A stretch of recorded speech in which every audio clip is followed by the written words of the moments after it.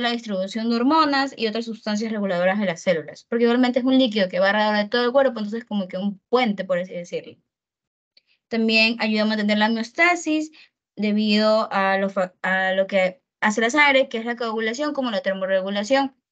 Porque, por ejemplo, para mantener un tejido vivo tiene que haber circulación. Si no hay circulación, el tejido se va a poner frío, se va a poner pálido. Entonces también eso es un mantenimiento de la hemostasis. La hemostasis es un equilibrio en el cuerpo, mantiene el equilibrio que nosotros tenemos como seres humanos.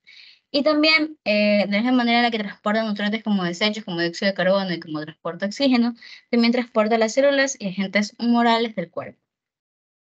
Aquí en la sangre se compone de, bueno, tres tipos de células: eritrocitos o eritrocitos, porque la doctora creo que lo usa decir más con A, las células,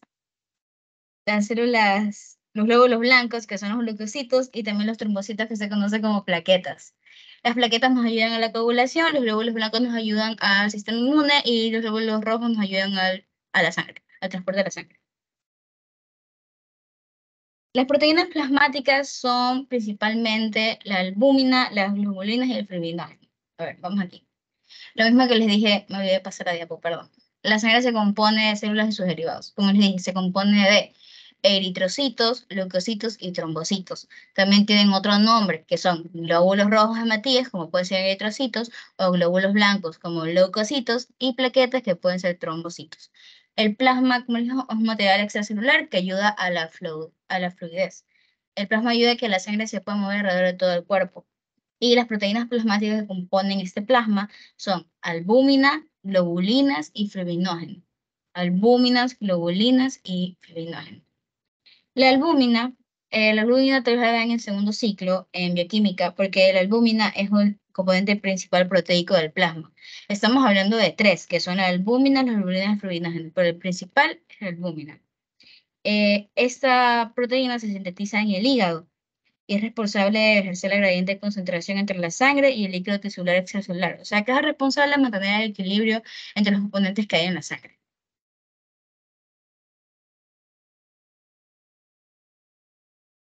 La composición del plasma sanguíneo, aquí más adelante hay un dibujo, que les había dicho, albúmina, globulinas y fibrinógeno. Pero también tiene otras cosas, como puede ser los solutos como electrolitos. Cada vez que ustedes escuchan electrolitos, piensen en sal y azúcar, para que puedan relacionarlo con sodio, con potasio, con calcio, con magnesio, con cloro, pero son bastantes productos. O sea, los electrolitos son sodio, siempre sale azúcar. Sodio, potasio, magnesio, calcio. Esos son electrolitos. Las proteínas que ya les dije, el agua, por ejemplo, en este dibujo tenemos el plasma, que es 55%, el 45% son los elementos formes, que son la sangre, y un por ciento que no sé aquí, pero son los leucocitos, que son los glóbulos blancos. El agua es la que mayormente está compuesta la sangre. ¿Por qué? Porque si no estuviera compuesta por sangre, esta no podría fluir. Y las proteínas que ya les dije anteriormente, que eran albúmina, globulinas y fibrinógeno, junto con proteínas. Y los otros solutos, que son los iones son esos: magnesio, calcio, potasio, cloro, los nutrientes, los productos desechos, los gases y las sustancias reguladoras. De ahí tenemos las plaquetas. Las plaquetas representan menos del 1% de la sangre. Las plaquetas lo que nos ayudan es para la coagulación de la sangre. Ahí tenemos los leucocitos. Sabemos que los leucocitos se dividen en dos. Se dividen en granulados y granulados. Por ejemplo, los neutrófilos son granulados. Ya van a explicar más adelante, pero esos son los que componen mayormente la sangre en los seres humanos. Los linfocitos son agranulados y los monocitos también son agranulados. No, al momento de decir agranulados no me refiero a que no tienen gránulos, sino que al momento de poner en el microscopio no se va a ver tan característico como se ve en los eosinófilos y los basófilos. Esa es la diferencia. Por ejemplo, los eosinófilos sí se va a ver los gránulos alrededor del citoplasma, y en los basófilos también se van a ver los gránulos en el citoplasma. Y de ahí mayor del 90% están los hidrocitos, que son los glóbulos rojos o hematíes. Ya. Y siguiendo con el plasma, aquí, déjenme sacar esto de aquí. Aquí en la imagen que vemos, el plasma tiene minerales como sales, agua y proteínas. Y el 1% que les había comentado, que cuando hagan los experimentos en el laboratorio, por así decirlo, y hagan la centrifugación de la sangre, van a poder ver que se separan en esos tres. O sea, en realidad sí se ve así. Y va a haber un 1% que simplemente van a ser las células, los glóbulos blancos y las plaquetas. Y de ahí tenemos los glóbulos rojos. En el plasma tenemos las proteínas que ya les dije, ya aquí lo mismo que dije, que es el responsable de ejercer el gradiente de concentración entre la sangre y el líquido tisular. Y tenemos aquí la presión cloidosmótica, que esta mantiene como que la proporción correcta del volumen sanguíneo con respecto al volumen líquido tisular. Lo que hace el plasma, en pocas palabras, es ayudar a que se mantenga en equilibrio el intercambio de diferentes solutos, diferentes proteínas o agua que existe en la sangre. Ok. Ya, y también en el plasma vamos a tener las globulinas. Las globulinas comprenden las inmunoglobulinas, que son anticuerpos. Las globulinas no inmunes son secretadas por el hígado y también ayudan a mantener la presión osmótica. Aquí en las globulinas tenemos las no inmunes, que son secretadas por el hígado y contribuyen a mantener la presión osmótica del cuerpo. También son una proteína de transporte. O sea, cuando me refiero a proteína de transporte, es tipo la proteína es tu mamá. Y digamos que, por ejemplo, el hierro es el hijo. Entonces, lo que ayuda a esta globulina no inmune es coger el cobre de la mano y transportarlo. Es una proteína de transporte, o sea, que ayuda a que éste se mueva.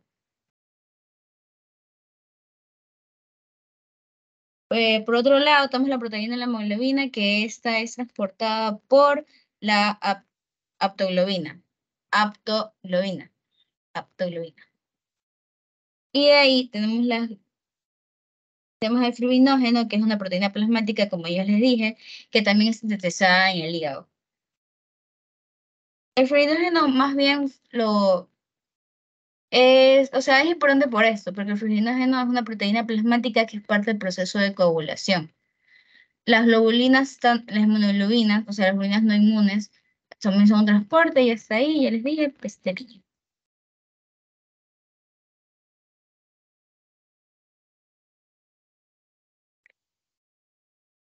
Uy, ya, aquí tenemos, yo sé que la doctora sí les explica como que en un principio de dónde sale cada célula y creo que a mí cuando yo di el mejoramiento de micro, me tomó el origen del eosinófilo, que es el mioblasto. A ver, junto con esta imagen que tenemos aquí, podemos ver que de todas estas células se va a derivar de la célula madre hematopoyética multipotencial. ¿Por qué una célula madre? Una célula madre es una célula que produce todo lo que tenemos. Y de esta célula madre, siguiendo las dos flechas que tenemos aquí, vamos a tener un progenitor linfoide, que eso van a ver más adelante. O sea, sí lo nombra, pero no lo va a escribir en sí porque nos vamos a concentrar en los leucocitos. Ya, de la célula madre hematopoyética multipotencial va a salir el progenitor mieloide y el progenitor linfoide. El linfoide vamos a tener las células B, que son las células producidas por el vaso, las células T, que son producidas por el timo, por eso B y T. B vaso, T timo. Y las natural killers, que simplemente son al momento de dar una respuesta inmune ante alguna infección en el cuerpo. De esta célula madre hematopoyética sale la progenitor mieloide, que eso nos vamos a meter más adentro porque esta es la que le gusta preguntar, tanto lo de acá como lo de acá. En la progenitor mieloide vamos a irnos por la parte izquierda. Va a salir tres. Primero va a salir un megacariocito, que el megacariocito va a producir el trombocito. El trombocito lo que ayuda, nos ayuda a la coagulación sanguínea. Y de este progenitor mieloide también va a salir una reticulocito. El reticulocito va a ser el que va a producir el eritrocito o el hematí o el glóbulo rojo. Y también de esta mieloide, no parte de los mioblastos, va a salir el mastocito. Yo me acuerdo cuando estaba en primer ciclo, se me confundía bastante entre el mastocito y los leucocitos granulados como no granulados. ¿Por qué? Porque al fin y al cabo, como que todas estas células siguen siendo como una célula de ataque y protección ante alguna infección en el cuerpo, pero sí se divide así. Entonces, de la progenitor mieloide va a salir el megacariocito, el reticulocito y el mastocito. Y de estos dos grandes, del megacariocito van a ser los trombocitos y el reticulocito va a ser el eritrocito. Ahora, vamos por el lado derecho de la progenitor mieloide, que va a ser el mío. Fíjense la mano. ¿Quién hace la mano? No sé quién hace la mano. Yo creo que no alzaron la mano, sino que estaban poniendo corazoncitos. Ay, aquí. Ya. Del miobalasto vamos a tener la derivación de los otros, que va a ser el basófilo, el eosinófilo y el neutrófilo, y el monocito. El basófilo es granulado, va a tener gránulos de su citoplasma, y el eosinófilo también va a ser granulado, va a tener gránulos de citoplasma, y el neutrófilo también. Vamos a tener el monocito que en realidad en las medidas que yo tengo sí tienen gránulos, pero en sí como que más lo opaca el núcleo, que el citoplasma, como en los otros que podemos ver aquí, ejemplo. Para que puedan, o sea, para que puedan diferenciar mejor las células, yo les recomendaría que dibujen. O sea, yo siempre en micro al menos, y ahorita que ya estoy en cuarto ciclo, que vi anatopato, que es como, es micro dañado. O sea, tienes que saber cómo está bien para saber cómo está mal. Entonces siempre lo mejor para mí al menos es dibujar, porque así al menos me acuerdo o le doy una relación. Bueno, y el monocito va a ser la célula dendrítica y el macrófago. El macrófago va a ser el que se va a comer va a fagocitar las bacterias. Eso lo van a ver más adelante, pero es como un punto extra para que puedan como que diferenciar el macrófago de las otras células de glóbulos blancos. Ya. Ahora tenemos el eritrocito. A ver, el eritrocito, la forma va a estar mantenida por una proteína en la membrana de asociación del citoesqueleto. La forma de un eritrocito, que es esto, es circular bicóncava, va a estar dado por eso por si acaso es teoría, así que sí les pueden tomar eso, por una proteína de la membrana que tiene relación con el citoesqueleto de esta célula. Cuando veo una pregunta que diga, ¿qué mantiene la forma de un eritrocito? El citoesqueleto, que es parte de la membrana. Esa es la respuesta. Estos pueden medir de 7 a 8 micras, 1 micras. Sufren fagocitosis por los macrófagos del vaso. Los macrófagos pueden comerse tanto células que están, o sea, células que mueren por el tipo apoptosis. En la apoptosis también los macrófagos son los responsables de comerse las células que están necrosadas o ya murieron. Pero también la fagocitosis que ocurre en el vaso de parte de los macrófagos puede ser dada tanto por el vaso, la médula ósea y el hígado. Son células anucleadas. Aquí no vamos a ver, tipo los neutrófilos que tenemos núcleos de 3, 4, o los basófilos que tenemos núcleos de 2, sino que los eritrocitos simplemente van a ser círculos. Carecen de órganos típicos, y los eritrocitos, como dije anteriormente, ayudan a fijar el oxígeno como ayudan a fijar el dióxido de carbono, dado que la sangre transporta tanto nutrientes como desechos y oxígeno como dióxido de carbono. Y la vida media de un eritrocito son de 120 días.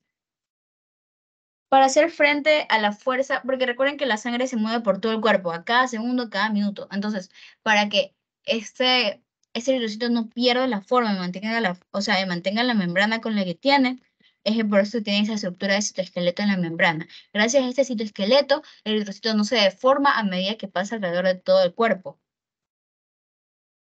El citoesqueleto es el que ayuda a que ese no se deforme. El citoesqueleto es que ayuda a que aguante la fuerza en la que se mueve la sangre por todo el cuerpo para que el eritrocito siga manteniendo la forma que tiene y pueda llevar tanto el oxígeno como el dióxido de carbono que necesita llevar. Ya. Y en la sangre tenemos unas proteínas integrales en la membrana. ¿Qué son estas proteínas integrales de la membrana? Son, o sea, son mayormente proteínas con una bicapa lipídica. Aquí van a tener tanto glucoforina C y también proteína banda 3. Banda 3. Van a tener las dos, la glucoforina C y la proteína banda 3. Estos desempeñan un papel importante al momento de hacer la adhesión de la red del citoesqueleto que tiene el eritrocito. Estos dos componentes ayudan que adhesión significa que lo une, que lo pega.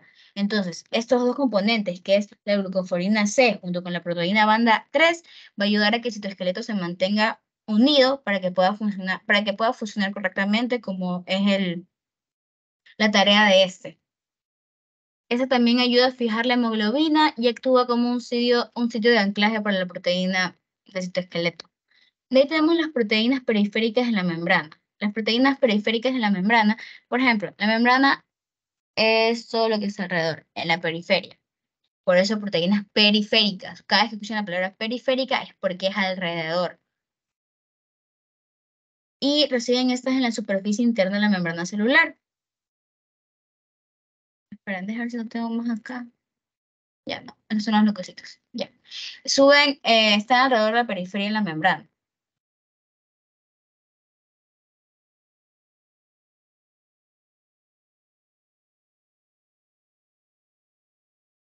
Entonces, aquí en los eritrocitos tenemos dos. Tenemos proteínas integrales de la membrana, que son, o sea, de la membrana significa que es parte de. Y ahí tenemos proteínas periféricas de la membrana que están alrededor de.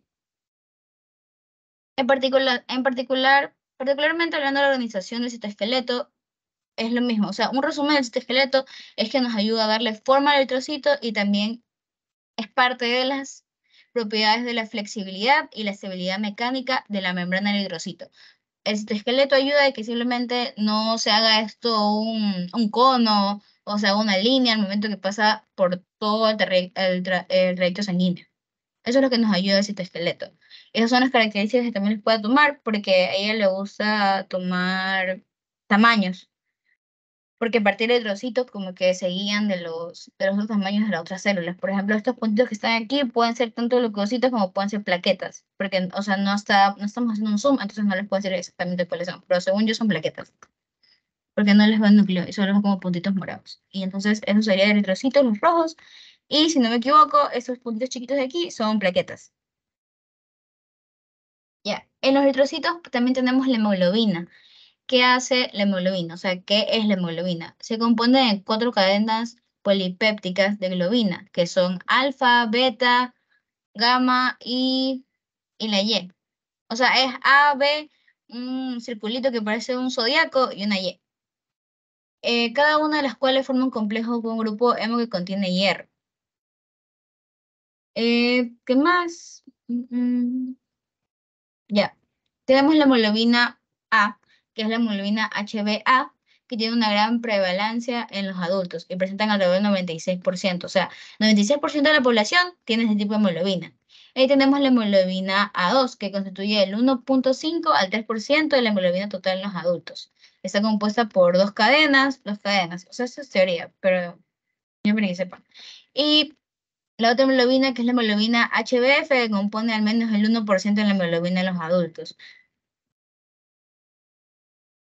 Y esta le da la principal forma a la hemoglobina. Entonces tenemos tres tipos de hemoglobina. Hemoglobina HbA, tenemos hemoglobina HbA2 y hemoglobina HbF.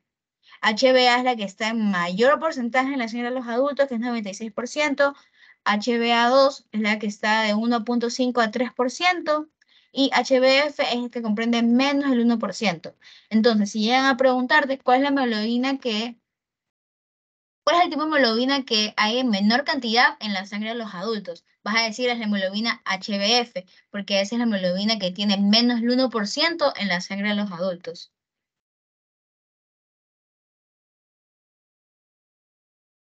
Ahora, ya con la sangre, creo que eso es lo que tienen que saber, nada más. Ya, ahora vamos con los leucocitos. Recuerden, o sea, yo sé que están en primer ciclo y las tensiones que utilizan más, al menos en sangre, son hemoxilina y eosina. Es las que más usan, porque yo también entiendo que en hueso y en colágeno tienen que usar otras como tricomanía de Manson y todas esas, pero aquí simplemente es hemoxina, eosina, hemolixina, eosina, que es la rosadita con morado. Ya. Tenemos los leucocitos. Los leucocitos, como les he dicho, se dividen en granulocitos, que son los neutrófilos, los basófilos y los eosinófilos.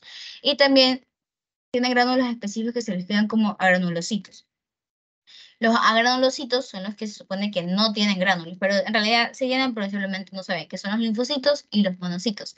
Ambos tienen gránulos en específicos azurófilos, que son los lisosomas. Los lisosomas y la eucromatina que se encuentra sobre todo en el centro del núcleo.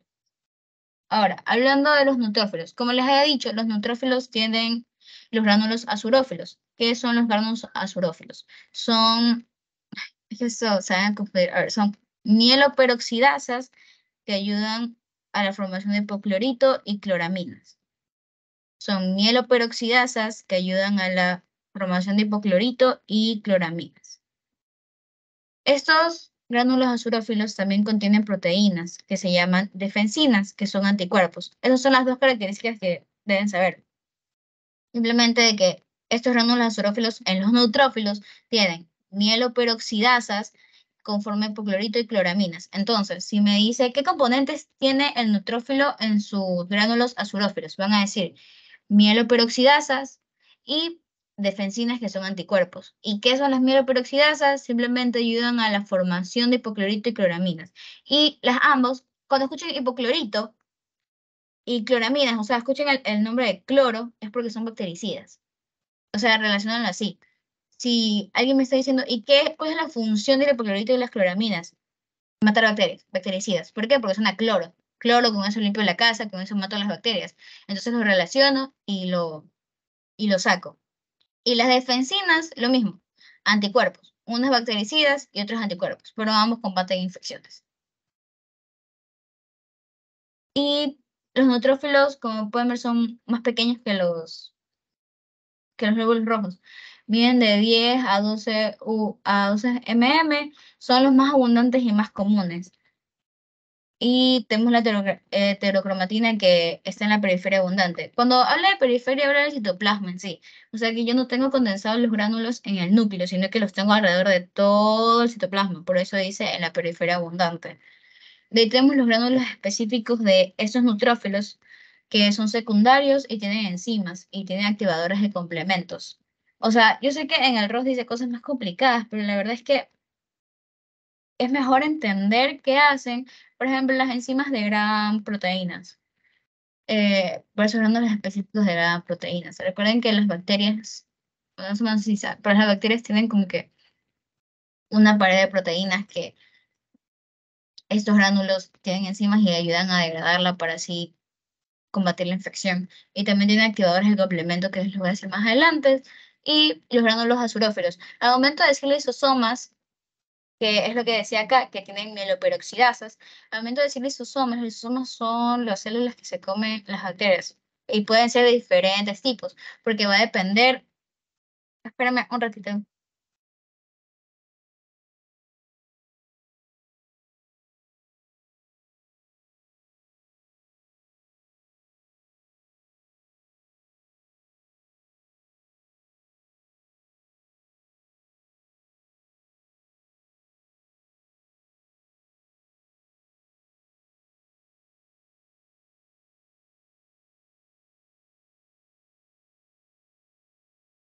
Ya, se me iba a descargar la laptop. Ya. Y de ahí tenemos gránulos terciarios que dividen fosfatasas y metaloproteinasas. Entonces, los neutrófilos tenemos tres tipos de gránulos, porque no solamente son gránulos, no solamente son puntitos en la célula, sino tenemos gránulos específicos, gránulos azurófilos y gránulos terciarios, que pueden tomarles foto. Igualmente voy a pasarles diapositivas porque eso sí sirve para que se memoricen, porque o sea, yo sé que tienen que entender, pero aún así son datos que se tienen que memorizar, porque tampoco se los van a sacar. O sea, yo entiendo que se tienen que memorizar cuánto mide cada uno, porque puede ser una pregunta de una diferencia. Entonces, cuando estamos hablando de los gránulos específicos de aquí, que son secundarios y tienen enzimas, las enzimas que esta tiene son colagenasa tipo 4, gelatinasa y fosfolipasas.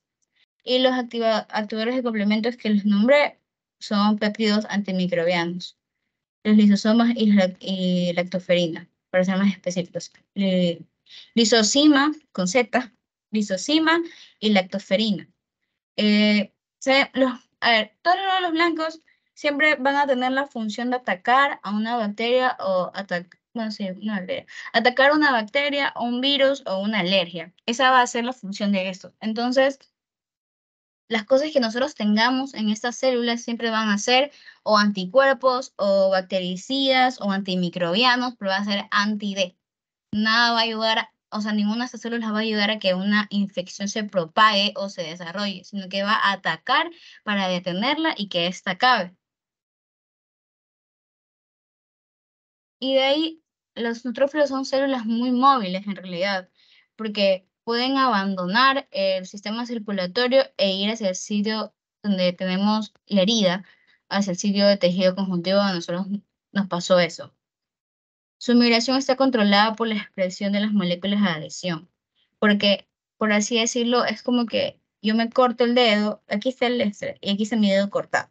Entonces las moléculas de lesión lo que hacen es llamar a un neutrófilo para que vaya donde está mi corte y que pueda protegerme ante agentes microbianos y pueda estar mejor.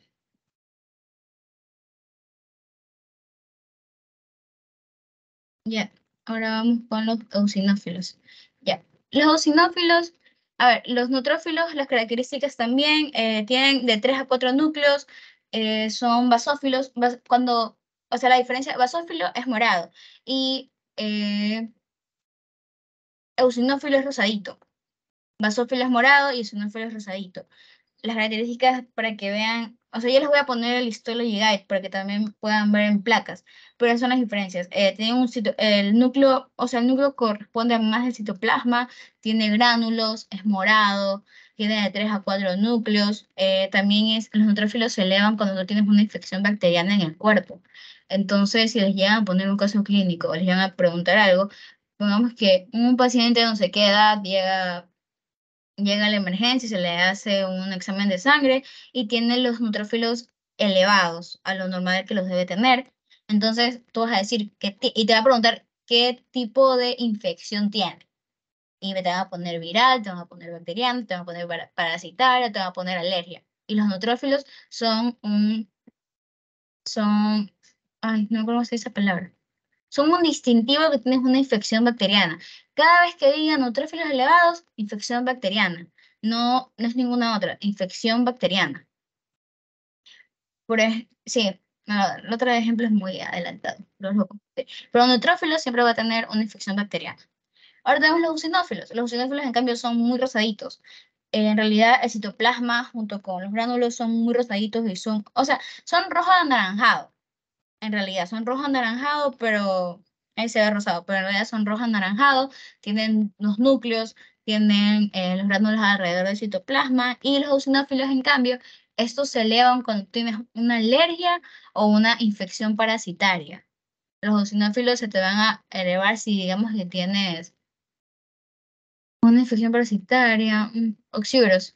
Si tienes oxívoros, vas a tener los eosinófilos elevados. Si tienes rinitis alérgica, vas a tener los eosinófilos elevados de manera crónica, porque estás en constante exposición de ese alergeno, entonces los eosinófilos siempre van a estar atacando, y por eso es que las personas que tienen rinitis alérgica pasan moqueando y todo eso, pero tienen estos eosinófilos muy elevados, pero siguen atacando el alergeno a pesar de que les hacen más daño a ellos.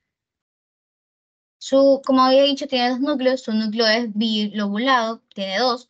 Los gránulos específicos que contienen, que son estos gránulos de aquí. Como el eosinófilo se libera cuando hay una infección parasitaria o una alergia, vamos a tener histaminasa. La histamina es la que produce estornudar, la que produce que te moquee, la que te produce que te piquen los ojos. La histamina es la que hace eso. Vamos a tener la erisulfultasa, la colagenasa y las captepsinas. La urocromatina también está ubicada en el centro del núcleo, que es lo que está aquí. También tenemos un citoplasma compuesto por gránulos azurófilos, que son los gránulos primarios, son lisosomas. Pero en este caso, estos lisosomas no contienen lo que tenían los neutrófilos, sino que estos tienen hidrolasas, que son ácidos lisosómicos. Por eso es que tienen ese color rojo-naranja que van a ver más tarde en el Histology Guide. ¿Qué más? Ahí tenemos los gránulos específicos, que son gránulos secundarios. Estos gránulos de eosinófilos contienen cuerpos cristaloides. ¿A qué me refiero con cuerpos cristaloides? Los cuerpos cristaloides son responsables de la birefringencia de los gránulos en el microscopio óptico. O sea, ¿qué es birefringencia? Estos cuerpos cristaloides son los responsables de que los gránulos de estos eosinófilos se vean rojos o naranjas. Y también, como les he dicho, los eosinófilos también se relacionan con reacciones alérgicas, manifestaciones parasitarias y también inflamaciones crónicas. O sea, ¿a qué me refiero con inflamación crónica? Puede ser, sin equivocarme, una colitis. Pueden tener una colitis, es una inflamación del colon y me toma varios meses. Entonces, a lo que te haces el examen de sangre vas a tener los eosinofilos elevados porque es una inflamación crónica, pero la colitis en realidad no se cura, sino que simplemente se controla. Entonces, crónica, recuerden que es más de 3 meses. Aguda es menos de 3 meses. Esa es la diferencia entre crónica y aguda. De ahí tenemos que también los eosinófilos se desarrollan y maduran en la médula ósea. También los eosinófilos son activados por interacción de los anticuerpos. A eso me refiero con alergias, porque tenemos la parte de los parásitos y la parte de las alergias. Pero los eosinófilos también se pueden activar por las inmunoglobulinas G, A y A. G, A y A secretora. Que estos van a ser los que liberen estos de aquí. La histamina, la lisofultasa, y van a hacer que sucedan todas las relaciones alérgicas como la vasoconstricción. Y, a ver.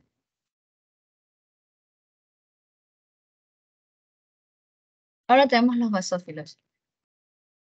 Uy. Los basófilos son los menos abundantes de todos los leucocitos. En realidad representan muy poco, como 0,5. Como les había dicho, también son los nurocitos. Tienen los gránulos que casi tapan todo el núcleo, que parece que no tiene núcleo. Esa es la característica de los basófilos. Son morados, el núcleo es uno solo. Todos los gránulos parecen que lo están, o sea, parece que lo están comiendo, pero no. En realidad, así lo pueden describir en el microscopio. El basófilo es una célula que está llena de puntitos. En el eosinófilo también tenemos puntitos, pero no de la misma manera en la que tenemos acá. Está lleno de puntitos. De ahí tenemos la heteromerquina, que es la principalmente en la periferia, y la eucromatina, que se ubica sobre todo en el centro del núcleo, que es aquí. Aquí también tenemos los gránulos azurófilos, que son lisosomas de los basófilos. Estos contienen, en cambio, varias hidrolasas ácidas lisosómicas. Estos gránulos específicos también contienen heparina, histamina y heparansulfato y leucotrienos. Van a tener también interleucina 4 e interleucina 13. Y L es interleucina 4 e interleucina 13. Como aquí les he dicho que tenemos la heparina, tenemos un glucosamino, glucano, sulfato, que es un anticoagulante. La heparina es un anticoagulante. Por ejemplo, en las prácticas de bioquímica de mi colegio, usaban heparina para coagular la sangre, porque es un anticoagulante. Entonces, lo que hacía la heparina era hacerlo más líquido. Anticoagulante no deja que se coagule la sangre. Y ahí tenemos la histamina y el heparansulfato, que son agentes vasoactivos. La histamina y el heparansulfato, que son agentes vasoactivos, que esto ayudan a que el vaso sanguíneo se dilate. Por eso el vasoactivo hace que el vaso sanguíneo se dilate. Y los leucotrienos son lípidos que desencadenan la contracción prolongada del músculo liso. Por eso, cuando una persona es alérgica y le mandan a tomar antileucotrienos, lo que hace es relajar el músculo, porque los leucotrienos lo que hacen es contraerlo. Por ejemplo, el músculo liso en las vías respiratorias. Y de ahí tenemos la interleucina 4, interleucina 13, que simplemente las interleucinas ayudan a la síntesis de anticuerpos. O sea, la interleucina 4 y interleucina 13 lo que hace es estimular que el cuerpo produzca anticuerpos. Ya, los basófilos también están relacionados desde un punto de vista más funcional con los mastocitos en el tejido conjuntivo, pero no se parecen. O sea, tanto los mastocitos como los basófilos fijan anticuerpos secretados por células plasmáticas. Las células plasmáticas son la inmunoglobulina E. Los basófilos, a diferencia de los neutrófilos, que los neutrófilos son en infecciones bacterianas y los eosinófilos son en alergias e infecciones parasitarias, los basófilos van a elevarse en sí cuando tengamos reacciones de hipersensibilidad y también anafilaxia, tanto en hipersensibilidad como anafilaxia. Entonces, por eso es que siempre en la sangre no son tan abundantes, sino que se elevan en un momento cuando hay una crisis. Anafilaxia es la reacción alérgica exagerada, porque tenemos la reacción alérgica que digamos que te empieza a picar el cuerpo, empiezas a toser, te sientes mal, vomitas, ya. Pero la anafilaxia es cuando se te empiezan a cerrar las vías respiratorias, cuando te empiezas a ahogar, cuando no puedes respirar, eso es anafilaxia, es la parte de la reacción alérgica más grave. Y de aquí tenemos los linfocitos. Los linfocitos ya entran en la parte de agranulados. Algo más. Los basófilos se diferencian también en la médula ósea y llegan y se liberan en la sangre periférica como células maduras. O sea, se desarrollan y se diferencian es que se dividen y se multiplican, por si acaso. O sea, usan sinónimos. Pero la diferencia es que se multiplican y dividen y se mandan. Se desarrollan y diferencian en la médula ósea, pero cuando llegan a la sangre ya son células maduras. Y ahora los linfocitos. Los linfocitos, o sea, si ustedes pueden ver en la foto de aquí, sí tiene gránulos, pero no tiene la cantidad de gránulos que tiene un basófilo, no tiene la cantidad de gránulos que tiene un eosinófilo y tampoco tiene la cantidad de gránulos que tiene un neutrófilo. Eso se hace énfasis, Ross, de que en realidad no es que no tienen gránulos, sino que no tienen la cantidad o no es característico de. Entonces, en los linfocitos, en el organismo hay tres tipos de linfocitos, que ya les había dicho que la célula madre se divide en la célula linfoide, que hace los linfocitos T, los linfocitos B y los linfocitos natural killers. Los linfocitos T son del timo, los linfocitos B son del vaso y los linfocitos NK son los natural killers. Hay dos tipos de linfocitos, los más pequeños que pueden medir de 6 a 15 micras por diámetro y los grandes que pueden medir de 15 a 30 micras. Los linfocitos son las células, o sea, son las células principalmente, o sea, son las células funcionales principales en el sistema linfático o inmunitario. Son células inmunocompetentes, recirculantes. O sea, me refiero a que los linfocitos adquieren la capacidad de reconocer y responder ante los antígenos del cuerpo. Por eso, por ejemplo, los linfocitos son los que se encargan o son responsables de cuando te vacunan, porque una vacuna, en cambio, es un virus desactivado.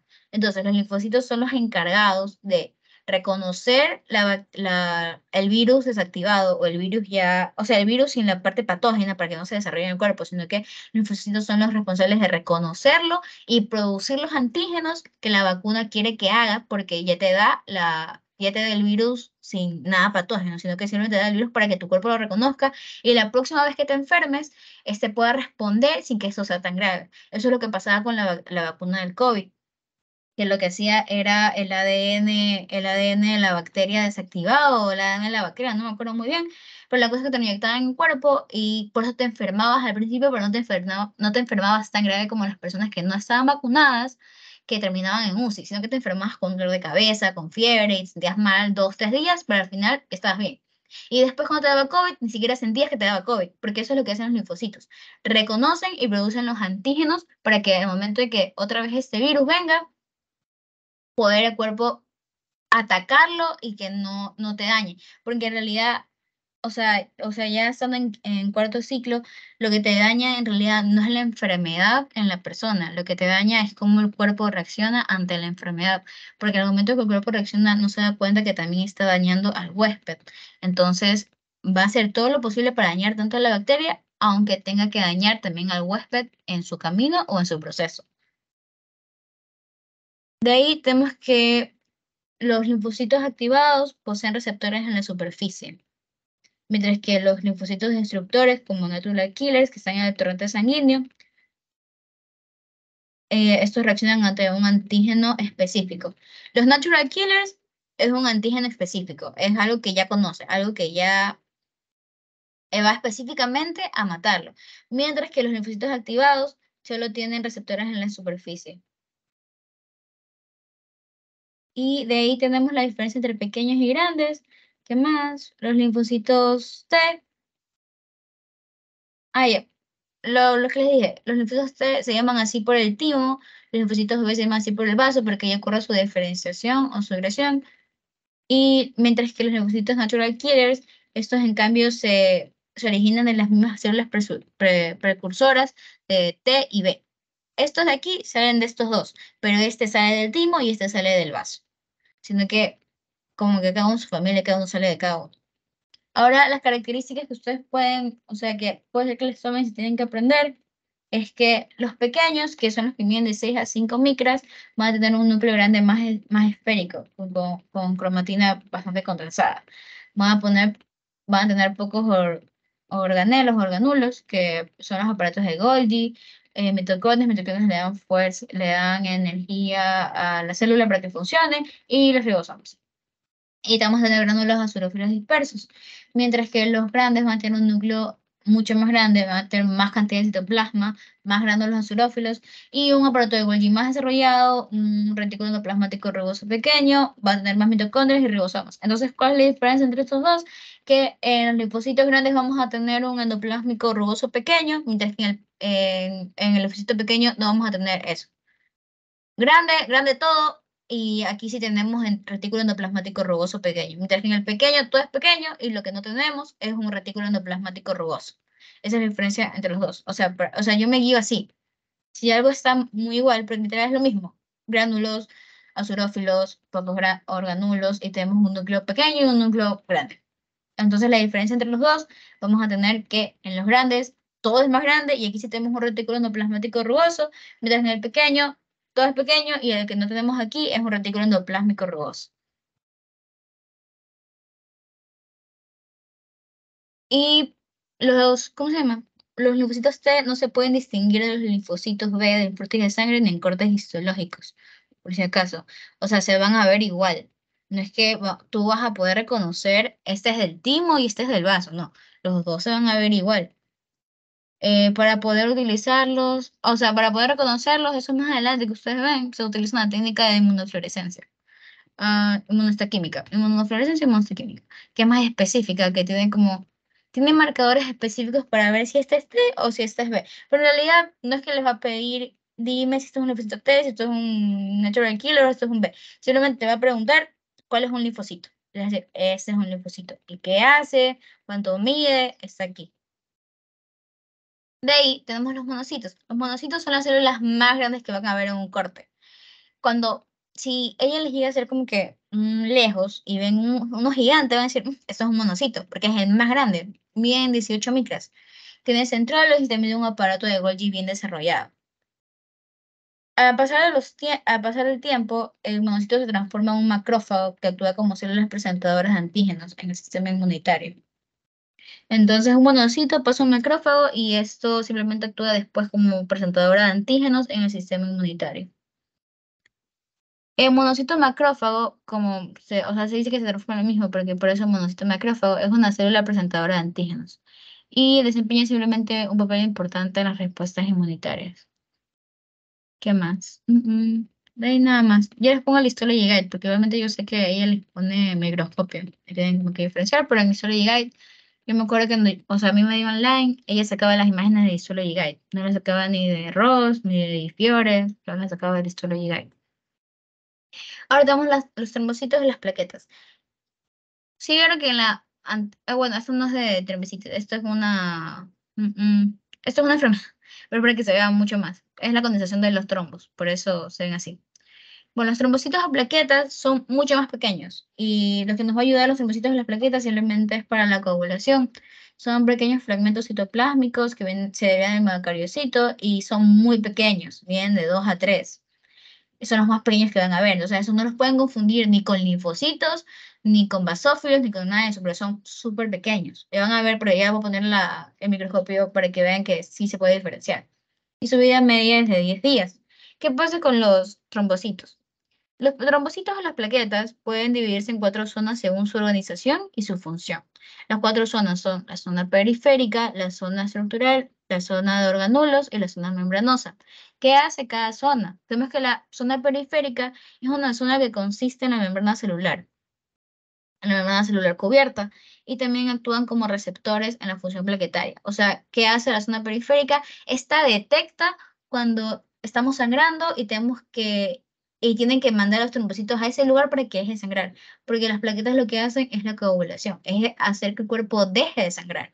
Y tenemos la zona estructural, que esta está compuesta por microtúbulos, filamentos y también proteínas y proteínas como lactina que forman una red para mantener el disco de la plaqueta.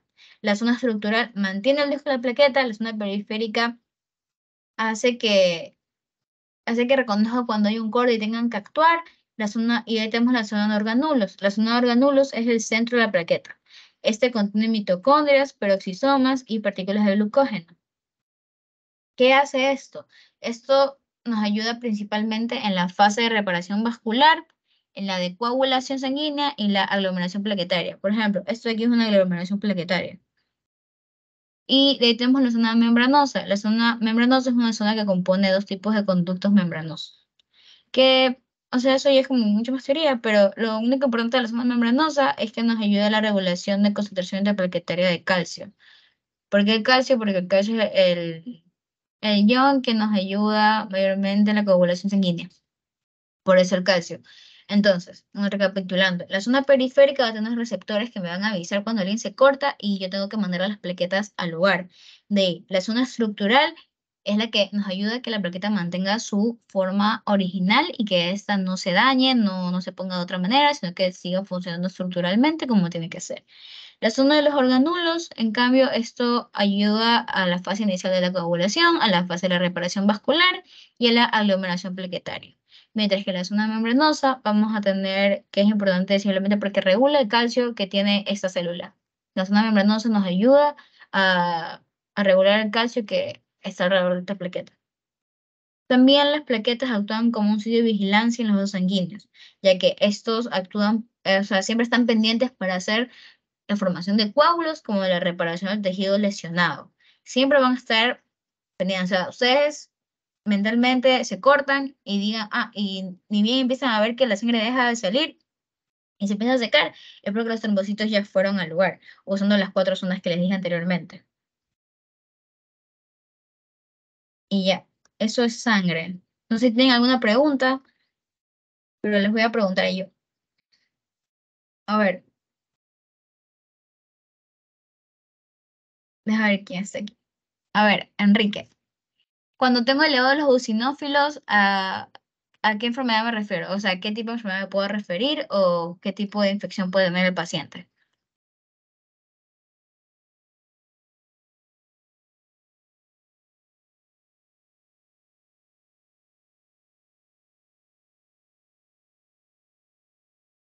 Hay que responder, pero tienen ese examen. A ver, déjame ver. A ver, Jonathan, dime. Sería bacterias. No, los eosinófilos se elevan cuando tienes alergias Ya sale. o tienes parásitos. Las bacterias, o sea, cuando tienes elevados los neutrófilos son las bacterias. Ajá, muy bien, Pedro. A ver, por ejemplo. Si tengo elevados los basófilos, ¿a qué enfermedad me refiero? Por ejemplo, si la persona es alérgica a los gatos, ¿no? Ajá, Se en eleva, ¿no? eosinófilos, sí, en eosinófilos están elevados si eres alérgica a los gatos. Muy bien. Y los basófilos también se te elevan cuando son reacciones de hipersensibilidad, como también puede ser lo de los gatos, o una reacción mucho más grave de la alergia, que pueden ser los eosinófilos, como es la anafilaxia.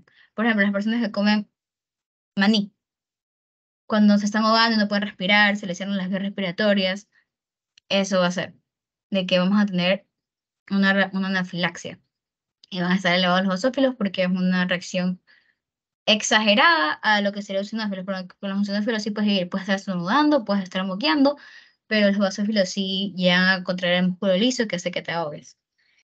Ahora, ¿qué Una más? consulta. Ah, Julia, los basófilos también sería para lo que son las infecciones, ¿no? no, no, o sea, sí, no, pero, o sea, no creo que te haga como que tricky questions a partir de eso. Entonces, si llegas a decir infección, tendría que decir infección parasitaria o bacteriana, que te puede ser neutrófilos, o la parasitaria, que es eosinófilos. A ver, ¿de qué célula se derivaban los glóbulos blancos? Del coso ese gigante. Ay, Del, ajá. ¿De qué célula se derivaban todos los glóbulos blancos que se decían? Los glóbulos blancos, recordamos que son los leucocitos granulados como los no granulados.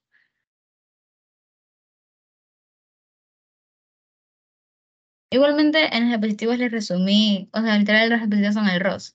Entonces, si se memorizan las diapositivas y van de la mano leyendo el libro, yo creo que sí, o sea, sí pueden llegar a morirse de sangre porque la verdad es un tema bastante sencillo. Se deriva de los mioblastos.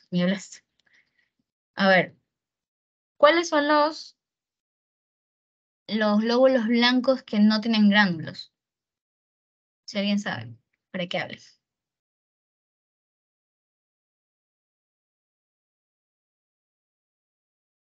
El monocito.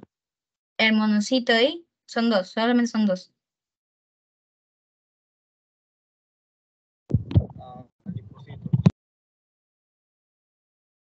Eh, el linfocito, sí, como dijo mi Sí, compañero. el monocito y el linfocito. ¿Y los granulados cuáles son? El neutrófilo, el eosinófilo, el basófilo, Ya. Y de los granulados, si yo tengo un granulado que es rojo, que es naranja, ¿cuál es ese? ¿Cuál es el ese? basófilo, basófilo. No, el eosinófilo. El Ah, eosinófilo es el que vamos a verlo rojo, naranja, mientras que el basófilo, neutrófilo va a ser morado. Solo que la diferencia entre el neutrófilo y el basófilo, o sea, la diferencia del neutrófilo es que siempre va a haber la célula que tiene cuatro núcleos. Ay, me olvidé ponerles el easter egg aquí, ya. Tiene cuatro a tres núcleos, el basófilo solamente tiene dos, y el eosinófilo tiene dos, y el basófilo en realidad casi no se ve el núcleo porque hay muchos más gránulos que núcleo. Where is histológica.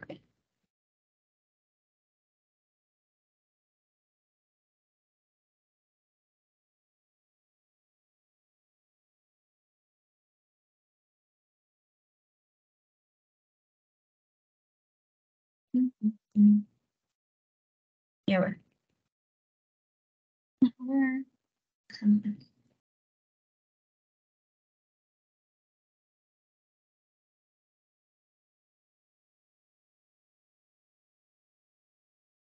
Vamos a sumar aquí. Ya.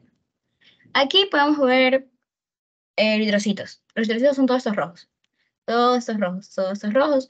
Y estos puntitos de aquí son plaquetas. ¿Por qué son plaquetas? Porque aquí tenemos un neutrófilo. Y como les había explicado, las plaquetas son mucho más pequeñas que todas las células blancas. Son mucho más pequeñas. O sea, no, y supongamos que ella les pone esto, miren, les pone un zoom en el microscopio así. Siguen siendo plaquetas. ¿Por qué siguen siendo plaquetas? Porque como podemos ver acá, los de aquí son un poquito más grandes que las células sanguíneas.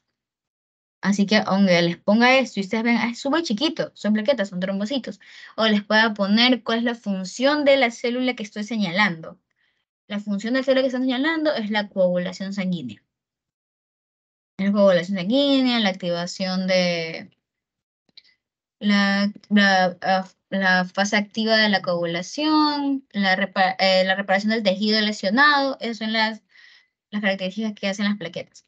Entonces, si podemos hacer un zoom aquí, podemos ver que aquí tenemos plaquetas, aquí tenemos eritrocitos, no tienen núcleos, son bitcóncados, son anucleados, son regularmente grandes, pero no tan grandes. Y aquí tenemos un neutrófilo. ¿Por qué es un neutrófilo? Porque tenemos tres. Tenemos uno, dos, tres. Tiene gránulos alrededor, no tanto como los basófilos, como les estaba diciendo, de que esos tres tienen gránulos, pero no tanto.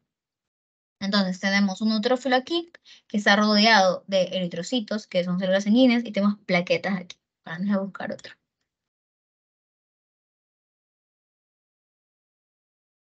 Para que vean los diferentes. Este es un neutrófilo.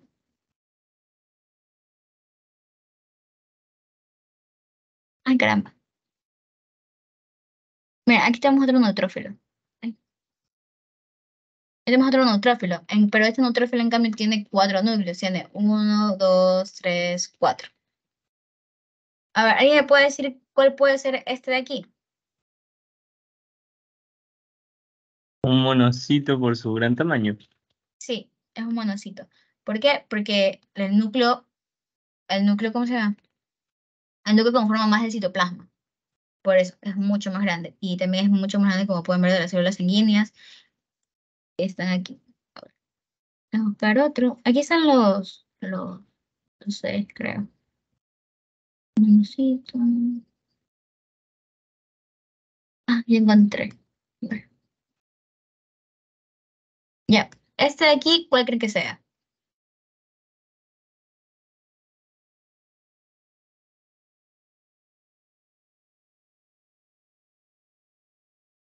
Un basófilo.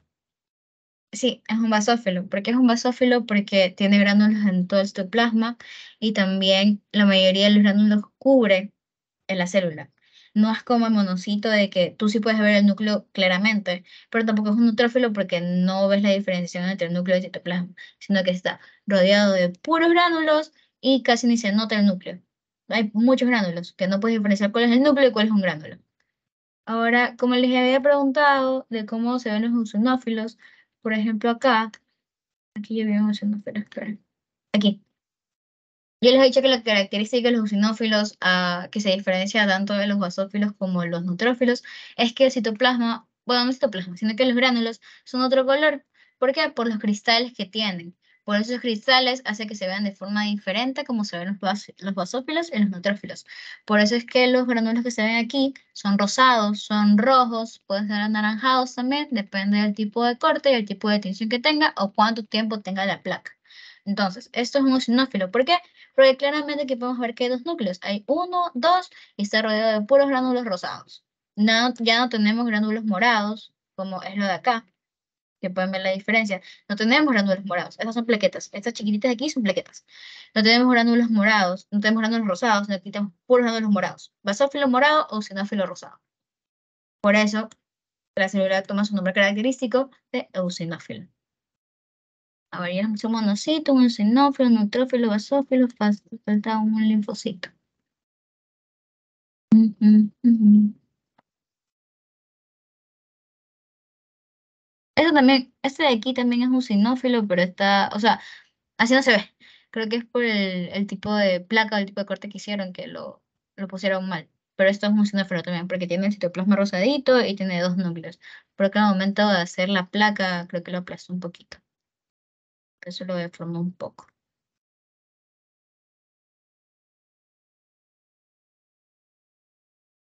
Aquí tenemos otro sinófilo, de aquí. Ujú.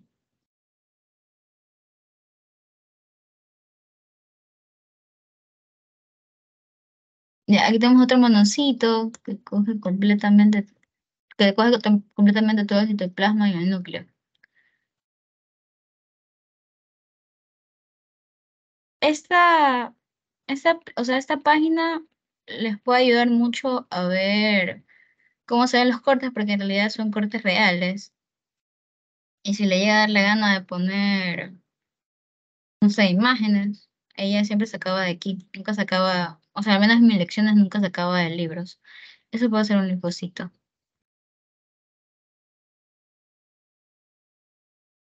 Neutrófilos, neutrófilos. Saben que hay bastantes neutrófilos. Hay uno, dos, tres, cuatro. Por eso es que le da la razón a la teoría de que la célula blanca más abundante en el cuerpo son los neutrófilos. Porque vamos a ver uno, dos, tres.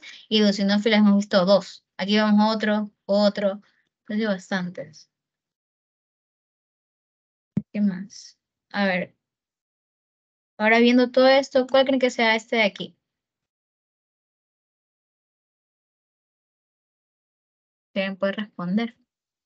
Se tienen que ir practicando. O sea, también ver y Eosinófilo también, ¿no? Sí, es un eosinófilo también. ¿Por qué? Por los gránulos rosados y por el núcleo binucleado, que son uno o dos, y los gránulos rosados que lo rodean.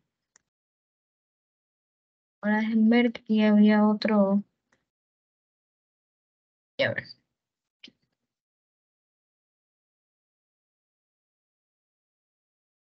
Un neutrófilo. Uno, dos, tres. Los gránulos, sí tiene gránulos, pero no que coge todo el núcleo, pero sí hay gránulos. Tenemos un neutrófilo, tenemos plaquetas, tenemos células sanguíneas. Ahora los eosinófilos. Eosinófilos. Rosados, morado, morado. Rosado, morado, morado. Dos núcleos alrededor de la sangre. Plaqueta, plaqueta, plaqueta. Ahora los basófilos.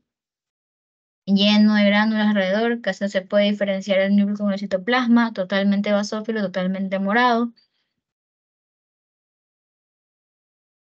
Ahora los linfocitos.